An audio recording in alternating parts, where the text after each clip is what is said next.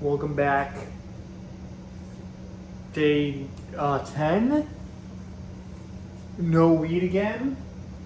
Also known as the Jake Cooking and Fitness channel.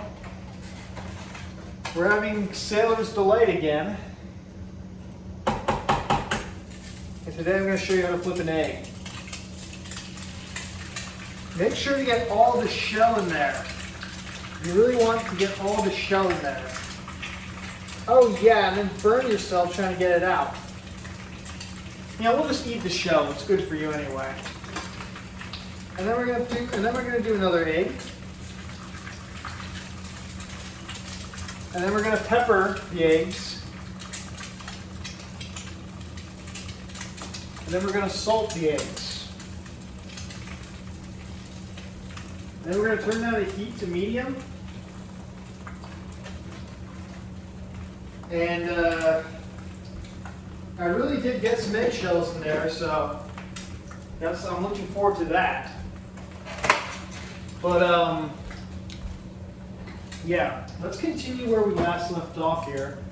Yesterday I was telling you about how your thoughts create reality, and that in order to do that, you simply have to ignore your circumstances and, you know, basically to sum it up, don't let circumstances control your thoughts.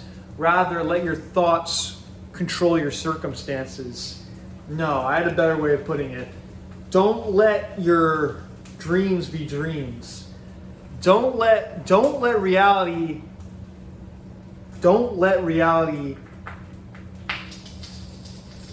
It was genius. I had like a genius way of putting it. It was straight up genius the way I put it. It was like, you see that? Not bad, right? What was it? It was like, I'll probably take care of that. It was like, no, it was, don't let reality affect your thoughts. Never mind. So anyway, my point is that, this is part 2, and the question is, how do you ignore reality and substitute it with your own, so to speak? And the answer is, ignorance is bliss, okay? Simply you ignore it. That's all you have to do. You have to ignore the 3D, as Neville Goddard would say. You have to ignore the 3D.